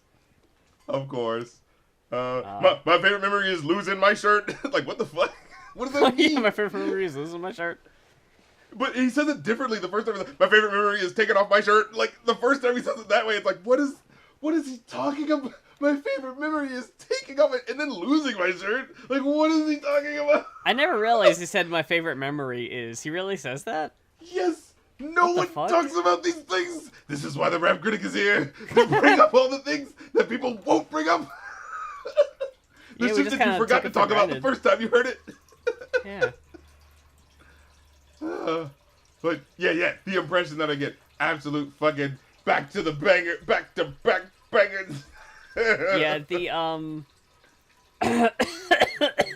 hold on. I want to get the actual lyrics Whoa, here. Well, are you like, oh god, it's so goddamn funky. Oh, it's getting in my lungs. Yeah, for real, honestly. Oh, good lord, this song. Yeah, it's the, he's just presenting these questions. Have you ever been so close to tragedy? Or been close to folks who have? Have you ever felt a pain so powerful, so heavy you collapse? And then just the very timid, no. No. Well. Oh! It's like, oh god, here we go. Here we go again. No. Well. It's so lofty every time. No. Yeah. Well. It feels so like that's the human moment of like, oh, this person's actually talking to you. Like these weren't just lyrics happening. This was a person. You were actually supposed to answering answer, and then the Yeah. chorus interrupts your train of thought. As you were about to answer, it just yells at you. You're like, oh shit, okay, I fucking fell for it again. Fuck. Yeah, I remember the theory about like, oh, this is about like getting tested for like STDs and stuff. Huh. But it's not. He's specifically Yeah, saying it's not. It's mainly just because Well, okay. I'm not a coward. I've just never been tested. I'd like to think if I would, I'd pass. Look at the test and think, there but for the grace go I. Might be a coward. I'm just afraid of what I might find out. It's like, Wait, I mean, is that what he's saying? I thought he was saying, look at the tested who could never for the grace go on. What was he saying? look at the tested and think, there but for the grace go I. Wow. There before the grace go I. The way he says it. There before the grace go I. I always thought he was saying, look at the test, because like he's saying like, I'm not a coward, I've just never been tested. I'd like to think I was if I was a good pass. But then he like, cuts over, like, oh man, look at the people that have been tested and everything has just gone, like, they weren't able to get through it mentally. Like, look at the tested who could never for the grace go on. Like, might be a coward, I'm afraid of what I might find out, He says it all so fast. It's Yeah, obviously. it's so like, oh shit, I only have 2 more bars for this? Oh fuck. We gotta stretch it out. We gotta fit it in there. Yeah. Yeah, this one's great. It always reminds me of and I don't know why. I guess it was just around the same time period. I always think about the theme song to Norm. Did you ever watch Norm? It was a Norm Macdonald sitcom. TV show. Oh, good lord. That feels okay. That either is the greatest piece of television that only existed for 1 season because Norm Macdonald is absolutely incredible, or the watering down of Norm Macdonald in that sort of like, oh, what's even the fucking point sort of thing. Which one is it? It was pretty much the second one. Like, have you ever watched you ever watched an episode of the George Carlin show? It's kind of like that. It's like, what are we even doing? It's like, you kind of got a basic idea of what he's like, but it's just in a sitcom format now. Like Norm Macdonald, is sort of talking in a way where seems like he's just vaguely comprehending what's happening, but then he hits you with a punchline that kind of lets you know that he actually was very aware of what was happening. And I guess in this, it was like... I don't even remember what it was. I just remember it was a sitcom where I think he worked in an office. Maybe? Wow. But the Talk reason I about bring it a up is waste. because the theme is vaguely ska-ish. But yeah, Norm Macdonald really is one of those, like, Hollywood had no idea what the fuck to do with a person like this. No, they really didn't. I think it remember- lasted one or two seasons. He had a great bit part in that Family Guy episode where he played Death, and it's like, this is what he needs to be doing. Like, Wow, yeah, being that's really, true. Yeah, really intense characters, but having that sort of laissez-faire feel to them, you know? Mm-hmm. Yeah. Uh. Then the biggest fucking surprise on the whole album. Death. All My Best Friends Are Metalheads by your boys Less Than Jake. This That's right. incredibly based anti-bigotry punk song. With just like this. But missing the intro. Yeah. I was wondering if they were gonna cut that out. It's no different than The people of glue my sniffers. generation saying that all teenagers are glue sniffers and dope addicts. But when the fucking beat drop like kicks in right at the end of that sample, ooh, it hits so good. Yeah. Yeah, they cut that out. Amazing key change. I'm a sucker for a key change always. Yeah. Where The it key goes change up. in this one is so fucking like you're waiting for Yeah. it and you know it's coming and it hits so hard. You're born in the crowd and you're paranoid of every song. Keep on saying everything and everything. So good. I fucking love this Oh, song so much. And then, do you know about a strength and conviction? Or how she puts all her faith in religion? Did we take the time to really discover how little we know about each other? It's just so like, what the fuck? What is this, positive pop punk sort of talking about actual mental health and checking in with your friends? It's like, how much do you know about them actually? And let's put this in the Digimon soundtrack. Yeah, I mean, hey, it fits. It's all about your friends, and it's supposed to be like, eight kids, get lost on a what was it, a summer camp trip, and somehow, even though computers shouldn't be around, somehow they get lost into a digital world, and they have to get out, and basically it's just the setup for the aesthetic of kids in what looks like lost forest sort of thing, but Oh, yeah. still, it's a cool way how they get there. You know what I mean? And some cool visuals around it. It's a fun show to like watch with. You know what I mean? Someone who either hasn't watched the show or has, honestly, because it's just fun to just be like, like, oh, remember how stupid this was, or like, yeah, you're seeing how stupid this was, right? Yeah, but I still like it. Like, confound it all, I love it though. Then the rest of the album sucks. Yeah. Oh, wait. Now, you run around, I run around, we're all in a run around. Wow. AI written ass lyrics. This one. And honestly, that's the better one. Whoa, really? You think so? I don't think so. I think this Yeah. is one of the worst ones. They get Well- so generic by the end, where it's just like, what even is this? It's hard to tell because some are by bands, allegedly. I've never heard of the bands, but if it says so, like, Nowhere Near is by a band called Summer Camp. Spill is by a band Which called is interesting, Show Off. because they were at a summer camp when that. So I remember always seeing that soundtrack and being like, is this a real band or are they just? I need to know, actually. I didn't look it up. Studio yeah, band.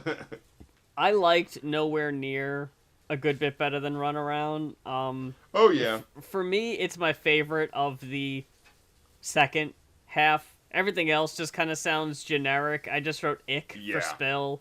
I think just because the guy's voice was really, like, grossing me out. I didn't care for how he sounded. Never said you want to be the person that you want to be, and everything you seem to be is just another thing up there. Yeah. Yeah. I didn't really fuck with that. To make it. Like, the harmony was kind of, alright, but yeah. Run Around, I thought was, like, just as an, ADHD kid callback, like, oh yeah. That's the tune that you play, And again, they played this on the show. This is one of the better ones, I think I remember. Then Nowhere Near, Yeah, I remember liking that one. Nowhere near, and so I'm out of here, cause I'm going nowhere near what you want, what you're looking for. Yeah, cause I remember the first one's like the dumb kid one, and this one's like the sort of like, oh, actually relationships are hard, and are you even mature enough to handle it, you know, like, but being like bleedingly earnest about it, you know, that sort of joint. Then you get yeah, this is the one like I can never remember how this harmony goes. Or how this melody goes. It's like, what is this song? He's just kind of talking. And then, Here We Go. I just wrote Run Around Part 3. AKA yeah, the song I play. have a generic skate ska punk song, but the lyrics I had to quote, "Hey, what's up, superstar? Looks right. like you're going far. Hey, look, it's Wonder Guy. Excuse me. What the guy? Gonna make you plenty fine? What was that? Now, what's up, Wonder Girl? You're gonna change the world. What the fuck is happening?" Inspirational pop punk for teenagers. Yeah. You know, nothing's stopping you, never stopping. And it was I think the hook is just the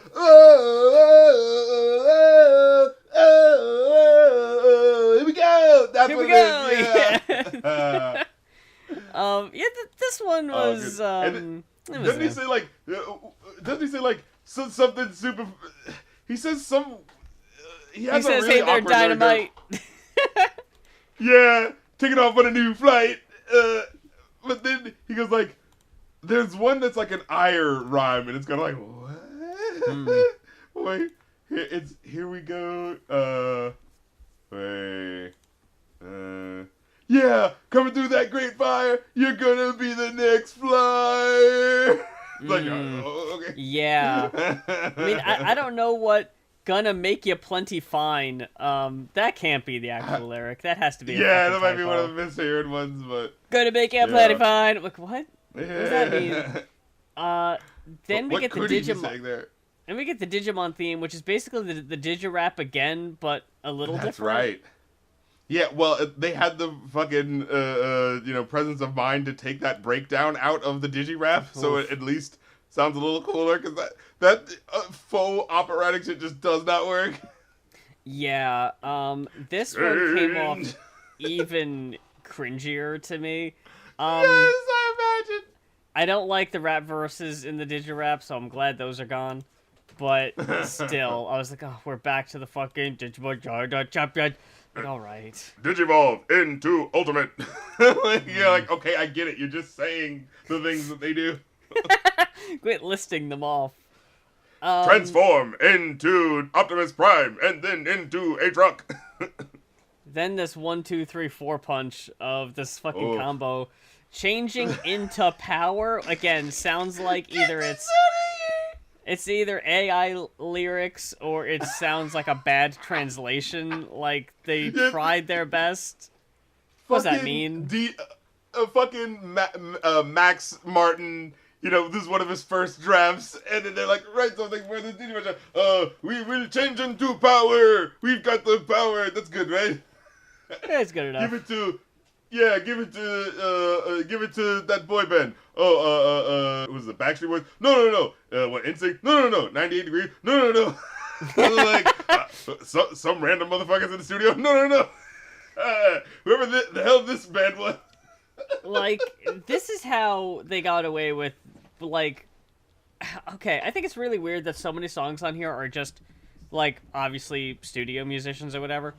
But then they went through the trouble of getting All-Star and 1 Week, like, really big hit songs that couldn't have been cheap. But then they just like, well, we offset the cost by whatever the fuck we end this album with Changing Into Power, with Let's Kick It Up, Going Digital, and Strange, which are all just like, ugh. They're here, I guess. I thought Strange was one of the better cheap studio cuts, but I was not really here for Changing Into Power, Let's Kick It Up, or Going Digital. Well, which now I do like Let's Kick It Up, nothing that's tomorrow. I think that melody kind of hits for me. I specifically wrote down dorky ass vocals. You're so. This is so the dorky group. You know what I mean? Making the little rock band. Mm-hmm. Oh, wait, let's kick it up together. Good stuff. Good shit. That's the Digimon, working together in teamwork. We gotta make a song that's gonna be about together and brotherhood and whatever.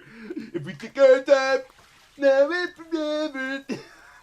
Oh yeah, you're right. Those verses really were so dorky the way they came out. Then Going Digital. I think I remember I almost like this song. I remember, but it just always feels like it ruins it a little bit with what like it's like, heading off on a digital trip, and that's what I plan to do. Like, oh, okay, we're really doing some placeholder lyrics here. All right, going away to a digital place, and I ain't going back real soon. But then it gets this part. The whole thing is electrical. It's running through my veins, and everything's connectable. I was like, whoa, electrical? Connectable? Like, oh, okay. Like, that sounds like fucking cool. But then it just goes, hey, digital. Hey, digital world. And it just knocks out all the cool. Oh. It's just like, you kind of had something building, and he just dropped it, Yeah. And then, let me see. Then Strange. I wrote, this is an even less good version of what we just heard. It doesn't really matter where you go. It makes a difference, baby, who you know. This is that fucking skate. Not even in Tony Hawk Pro Skater. No, this is that fucking. What is that skate game that you would play in at alleys or at maybe Dave & Buster's back in the day? The skate game where you hold onto the rail and you kick it to the left and kick it to the right and forward and the back. You know what I mean? Like, fuck yeah. What is that game? That skate game? Damn, I don't remember. It's getting digital now. It's getting digital. Yeah, this is so the sort of are we done with this album yet? Can this be done? It doesn't really matter where you are. You might as well be a superstar, because everything is going way too far. You gotta make music that sounds like you're in the middle of some kind of commotion in a generic way. What did you get for this one? I give it a 3. I got another 2.5. Together, we got a perfect 5. I couldn't believe it. Cold-hearted. I was sitting here like, wow, it's the last episode with reviews, and both of them are lukewarm, mediocre 2.5. So I was like, fuck me. That's right. What a way to go out like a sucker.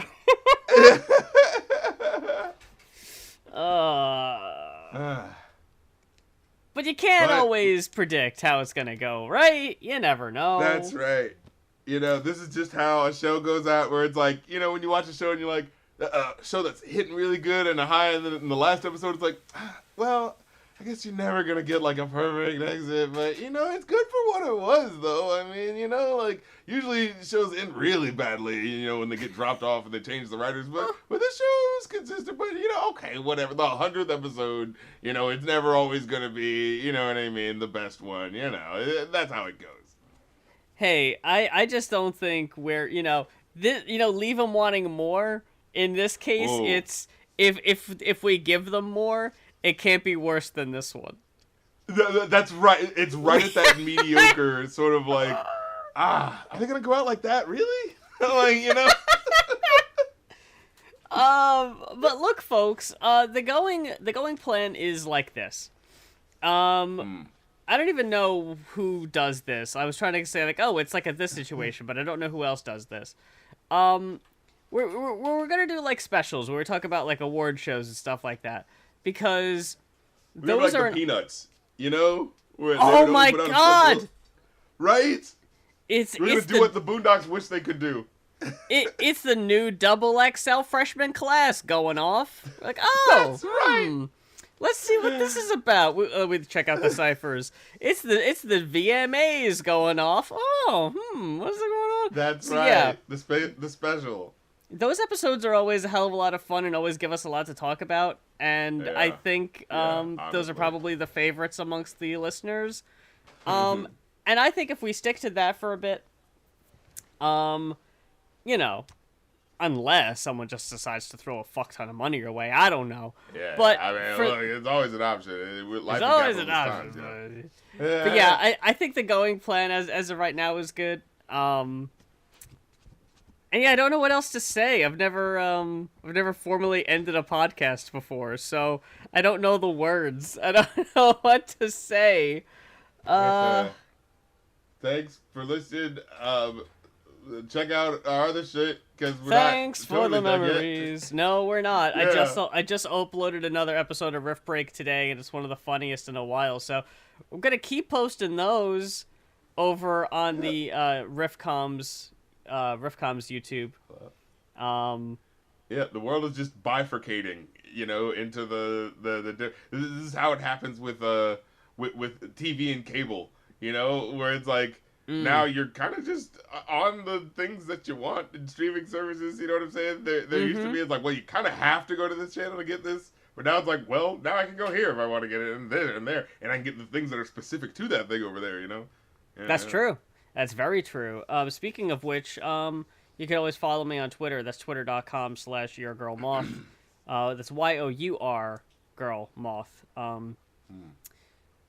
That's really about it. Cause like I don't really post on TikTok anymore. Ever since that whole shit, I've kind of like abandoned the site.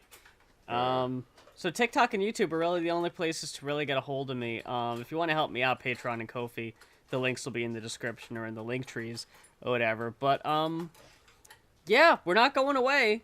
We're still gonna be here. You can still, still see what we're up to. We're going off somewhere else. We're going somewhere else. But yeah, folks. Not only thank you for spending your time with us this time, but thank you for fucking spending the last 10 years listening to this fucking show, and giving us your time and giving a shit what we have to say about these fucking albums, to the point where you were giving us money to talk about the albums is incredible. Because that is the sort of, when we talk about like Simpsons and shows like that and how they like meld over time and how things kind of change in terms of what the dynamics are. Like with our show, it started off with like, oh, we're just kind of talking about shit that we wanted to talk about, and hey, let's talk about an album or two. And then it's like, oh, I guess if you want to pay for one. And then that became such a thing of like, well, now we're on this other plane of like, we would have just been talking about whatever crossed us, but then like, it just exploded out into this world of, different, like, you know what it was? I felt like we were, musical space travelers going to the different galactic neighborhoods of music and kind of reporting back our findings like fucking Midnight Gospel, Whoa. Yeah. And to that point, I did also want to say thank you so much for all the requests, and I know there was a lot of times I would say like this is a prime example of an album we otherwise never would have listened to if it wasn't brought to our attention right. by the listeners.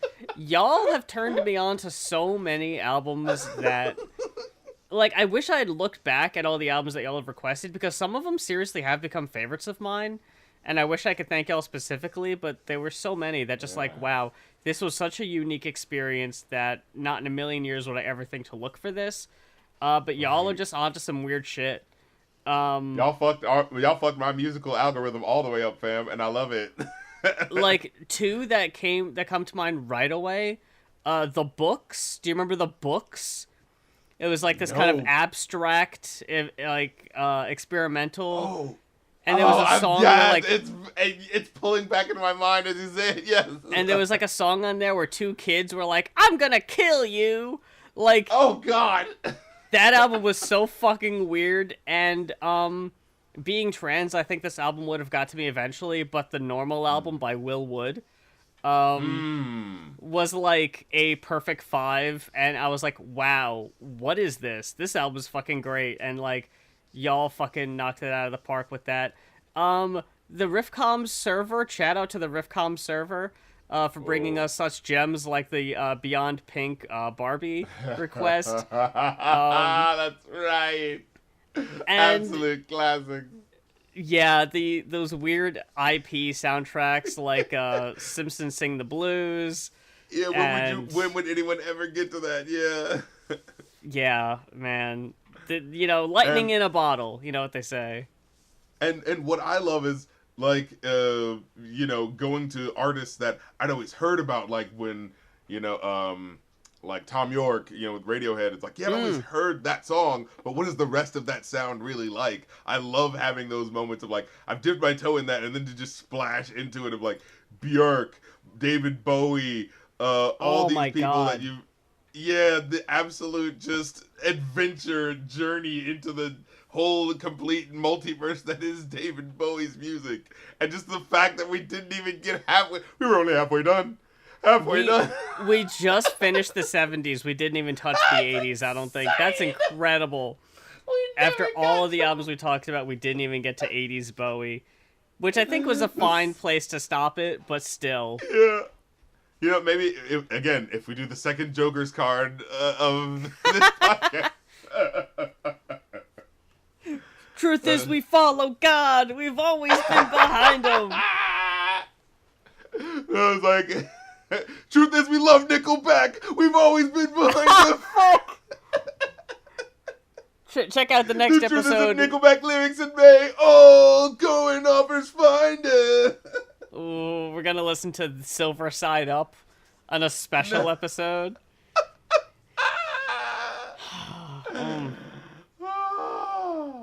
I don't even know what else to say, y'all. We're like the Flash projecting into the future. No, we're too early.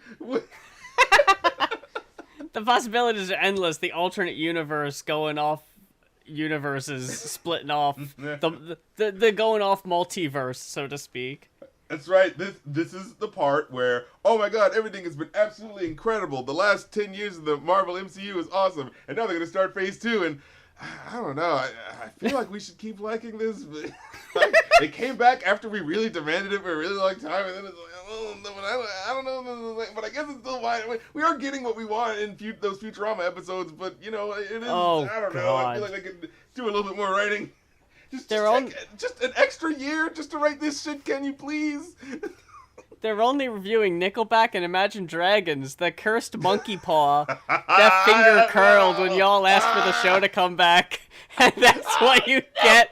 Imagine Dragons reviews. No. All I'm saying, folks, is be careful what you wish for, because you just might get it. You just might get it. Which is to say, we're gonna do Pussycat Dolls reviews. Oh Lord. But, I forgot to plug my shit. Yeah, do that shit. Patreon.com/rapcritic if you want to get with it and act like you want it in terms of being able to support me. I've just put up the most recent Boondocks exclusive to the podcast, exclusive to the Patreon episode, where we just went through Granddad's fight and talked about, toxic masculinity and all that sexy stuff, Real sexy, and, yes. Yeah.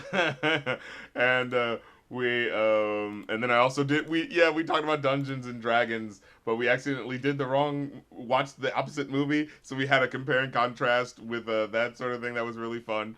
So that's on the Patreon as well, or I might have uploaded that to the Review a New live. Well, this will be on the same place because fucking Spotify was on some bullshit. But yeah, what was it? And then, of course, I'm working on some new music that I'm feeling really good about. Oh, my God. Like, I'm working with this dude who's really, like, solid on the mixing and shit like that. And it's like, it's one of those things where you're like, oh, yeah, this is an element. This is an element of the glue that brings the tracks together that you really have to, like, you know what I'm saying? Be persnickety about if you want to, like, make sure this shit comes out right, So I'm really trying to, like, get better about, like, being able to, describe what I'm, trying to go for in the music. So, like, when working with someone, I can be like, oh, yeah, all right, yeah, this is the sound I'm going for. Boom, let's work on this and this color and this, that, you know what I'm saying? So I'm feeling really good about that in the past year. Like, just the fact that, like, this whole oh my God thing, in the past year has helped me reach out to, like, at least, like, 4 or 5 different producers who are really good and, like, know their shit and have been, like, really helping me with, like, the stuff that I'm doing going forward. So I'm just, like, immensely grateful for that, honestly, just in and of itself. Because, like, look, when it comes to this music shit, I don't do this shit to be cool. I don't review music to be on the right side, on the cool side of things. I do it just to fuck with you. No. No, I do it because I love this shit. Is that a spite? No. No, I do it because it's fun. I love this shit. Like, you know, if I never made another dime off of making music or talking about music, I'd still be doing it. But I'm just really grateful that you guys want to pay me for my fucking opinions. That's what I say at the end of the day. It's like, what? Oh, you like me? You want to hear what I have to say? Like, you actually are putting down hard-earned money to hear my opinions? Like, you love me. You really love me. Like, you know, platonically and, you know, in a sort of bad way, not you know, parasocial. Yeah, not in like a super creepy way. Please don't. But yeah, what like I said, patreon.com/rapcritic to get the new music, playlist, podcast. Join me for movie nights, freestyle video game nights. We just did one actually for publicly because someone wanted to pay for it, so we did a public freestyle video game night that was really fun that people came through for. That was fucking awesome.